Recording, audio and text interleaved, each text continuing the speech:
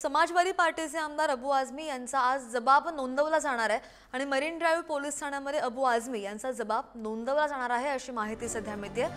काही दिवसांपूर्वी औरंगजेबासंदर्भात त्यांनी एक वक्तव्य केलं होतं आणि त्यामुळे त्यांच्या अडचणी आता वाढू शकतात आणि त्यामुळे सपा आमदार अबू आझमी यांचा आज जबाब नोंदवला जाणार आहे। या जबाबामध्ये नेमके ते काय बोलतात याकडे सगळ्यांचं लक्ष असेल। मरीन ड्राइव्ह पोलीस ठाण्यामध्ये अबू आझमींचा आज जबाब नोंदवला जाणार आहे।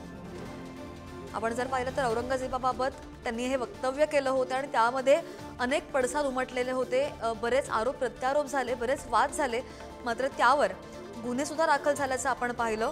सपाचे आमदार अबू आझमी यांनी हे वक्तव्य केलं होतं आणि त्याच संदर्भात आज त्यांचा जबाब नोंदवला जाणार आहे। अधिकची माहिती आमचे प्रतिनिधी निखिल चव्हाण आपल्या सोबत आहेत। निखिल, किती वाजता हा जबाब नोंदवला जाईल आणि अबू आझमी यांच्या अडचणी आता यापुढे कशा वाढू शकणार आहेत? आपण पाहिलं तर अबू आझमी यांनी केलेलं वक्तव्य हे त्यांना चांगलंच भोवलेलं पाहायला मिळतंय।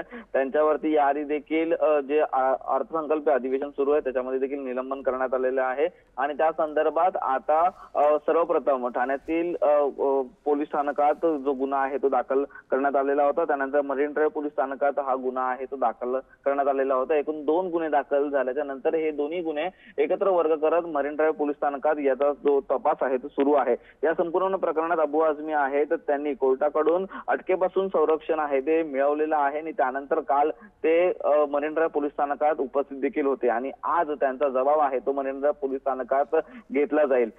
कोर्टाकडून आदेश अशाच प्रकारचे आहेत की या संपूर्ण तपासात तुम्ही मदत करणार आहात आणि त्याच कोर्टाच्या आदेशाला पाहता अबू आझमी हे काल देखील पोलीस स्थानकामध्ये उपस्थित होते आणि आज दिवसभरात त्यांचा कधी जो जबाब आहे तो नोंदवला जाऊ शकतो। श्रद्धा, निश्चित निखिल, अपडेट घेत राहू। धन्यवाद दिलेल्या माहितीसाठी।